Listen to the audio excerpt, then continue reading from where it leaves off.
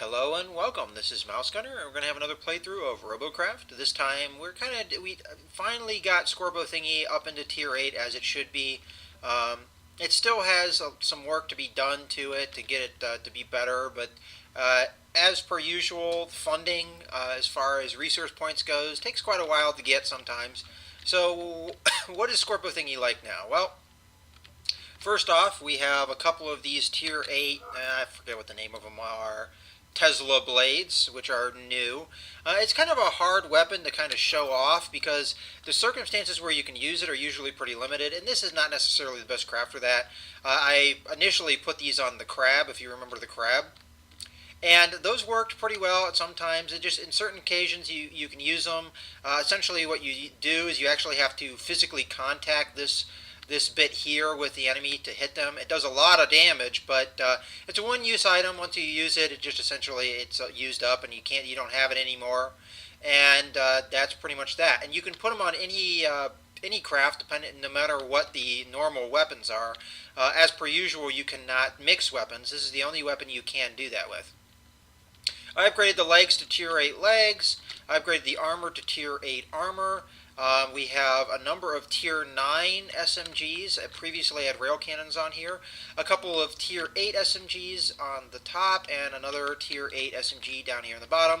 This one doesn't get used a whole lot because its arc of fire is not all that great, but it's there just as an extra bonus. In any case, let's hop into a match. Now, the thing with Scorp-o-thingy is that it is more set up for firepower than it is for defense. It can't really take hits, but it can really dish them out. So that's kind of the way it's built. It has decent maneuverability. It's not necessarily fast, but because it's got the walking legs, it can maneuver terrain, go up mountains and things like that. Sometimes that works, sometimes it doesn't. Part of the problem is if you go up on the top of a ridge or something, is everybody in the world can see you. So sometimes it doesn't really work out the best. But let's go ahead and get moving. Go over this way maybe. Unfortunately, it doesn't look like my team has any medics, so working as a team doesn't really particularly matter in this match. And I have a feeling we're probably going to lose. Now, one thing about, once you get into about Tier 7, Tier 8 matches, teamwork is really important. And a lot of that is due to the fact that, you have the medic tanks, and those guys really give you a lot of good support. Let's see if we can climb up here and get a view of what's going on. Yeah, I mean, and they can pretty much win you a match by healing. Okay, it looks like everybody is focused over there on their team, so let's just go ahead and hop down and hope not to flip over. There we go. And we'll just do some flanking maneuver here. I didn't see any medics on their side either, so this may be an even match, although we already have one guy down on our side. Let's see if we can get in here and do some flanking. Maybe get some shots in. You'd be surprised how well this works sometimes, flanking. Okay, everybody's paying attention to the guy up above. Oh, it looks like they do have a medic. I'm surprised nobody's come after me yet.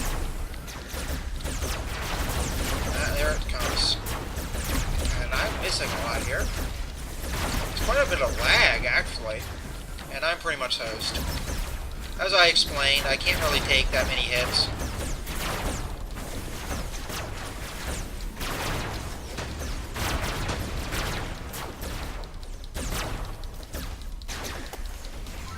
And that's pretty much that. So let's get in another battle. Let's see if we can get a little bit better luck. I wasn't paying attention to how well my team was doing, but I kind of had the feeling that we weren't going to do well. They had a medic, we didn't. That puts us at a massive disadvantage unless you can, do some kind of flanking maneuver and kill the medic, which is probably, I should have focused on that, but it didn't really work for me. So let's try and get another match, see if we can get better luck. Maybe we will, maybe we won't. Oh, okay, so I see this a lot. You see the one guy that's a level 1 there, and he's matched up, squatted up with a tier 8 guy. I don't know why people do that to their friends or whatever that they're squatted up with, but to put a tier 1 vehicle in a tier 8 match is just ludicrous. A tier 1 vehicle can't really do anything against a tier 8 vehicle, and we'll just smash him. I'd probably hit him with one of my SMG blasts, and he'd just be dead flat out. So, not really an advisable thing to do. If you have a friend and he's just getting into it, and getting into Robocraft, do not pair him up with a tier 8 vehicle with his tier 1 vehicle.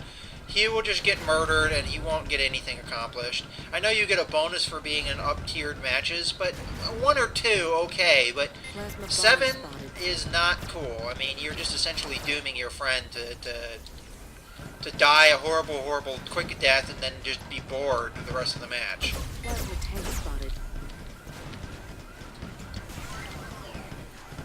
Okay. So far, so good. We've got some enemies there. We got a little bit of hit on them. I don't see any medic tanks. That doesn't mean they don't exist. Oh, there's one. Okay, so our goal is to try and kill the medic vehicle. If we can. I don't pay attention if we had one. This may not work out for me, though, because I am kind of on my own. Yeah, I don't think that's going to work out. That's a lot of open ground to cover. I'm going to... Yeah, we don't have a medic vehicle. Not that I can see. So, I think flanking that medic is important. Now they have radar lock on me, too, so they see me coming. Okay, that guy tried to attack me. Okay, let's assist here. Try and take that guy out. He's dead.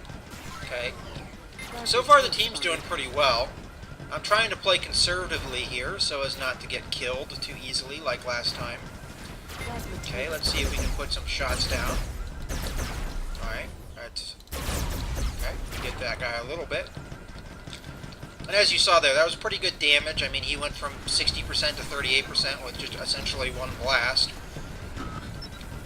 A lot of it depends on how well the enemy target is defended. If they've got a lot of shielding or really good armor, it's kind of harder for me to do a lot of damage, but we can flank around here and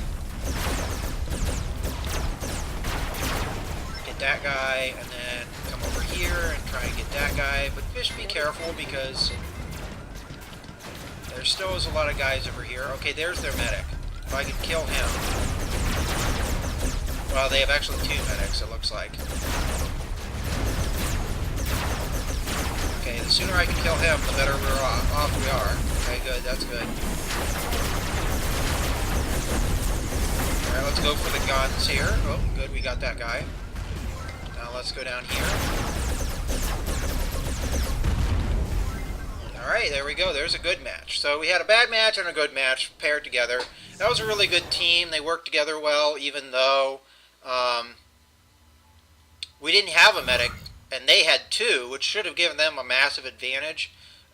We were able to work together as a unit and get a victory. So it worked out well. Our flanking maneuver worked out well. Sometimes it works, sometimes it doesn't. You know, it depends on how you apply it. So that worked out pretty well. And the main difference between this vehicle and its previous incarnation is the SMGs. And I know they're much more powerful, as in a lot of Tier 9 SMGs. I think the rail cannons, they kind of have their day, and then they kind of start tapering off once the armor gets better. I don't feel like the damage scales equally, because when you initially get the rail cannons, you can essentially kill people with 1, maybe 2 shots.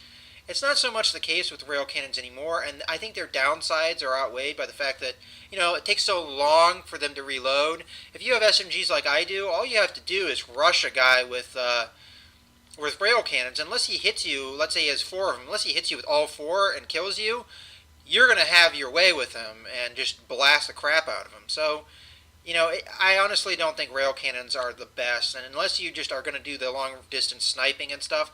But even then, you're not really an asset to your team because you're just camping and sniping. You're not really getting involved in the combat. So I'm not really as big of a fan of the rail cannons anymore. But in any case, I hope you guys have enjoyed this footage. This is Mouse Gunner signing out.